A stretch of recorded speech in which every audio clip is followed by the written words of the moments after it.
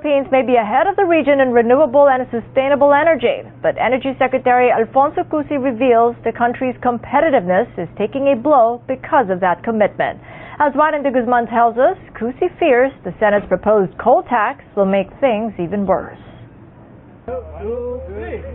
The Energy Department commemorated the start of the National Energy Consciousness Month with the unveiling of a new charging station for electric vehicles and 8 electric and hybrid vehicles, part of a 500 million yen grant from Japan.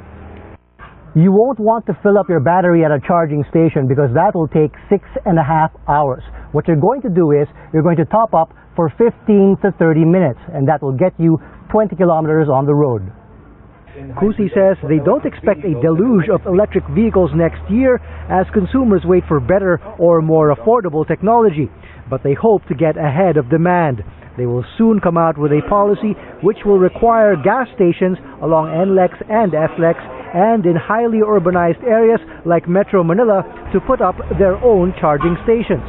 Cusi says this planned electric vehicle infrastructure, coupled with renewable energy sources accounting for 32% of the Philippines' total installed generating capacity, distinguishes the Philippines as a frontrunner in sustainable energy practices.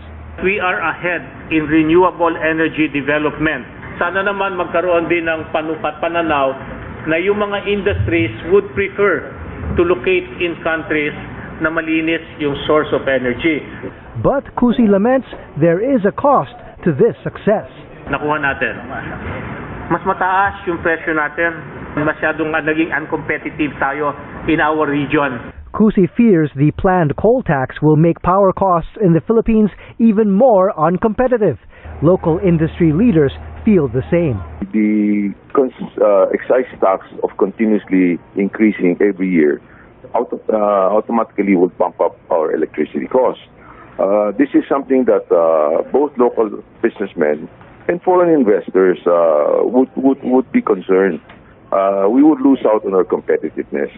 Gunther Toss of the European Chamber of Commerce of the Philippines says the purpose of the increase in excise tax, which hits 3,000% on the third year of implementation, needs to be explained further. Toss adds, while the Philippines' renewable portfolio is impressive, it has some drawbacks, and it still is not enough to replace fossil fuels completely. The National Transmission Company says the $1 billion project to connect the Visayas and Mindanao grid will add to power costs.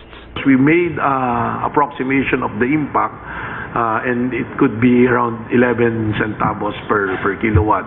Considering the pending tax reform bill and also the revocation of the VAT-free of the concessionaire, then adding up all together, it will be a huge amount for our consumers. That's about 37 centavos per kilowatt.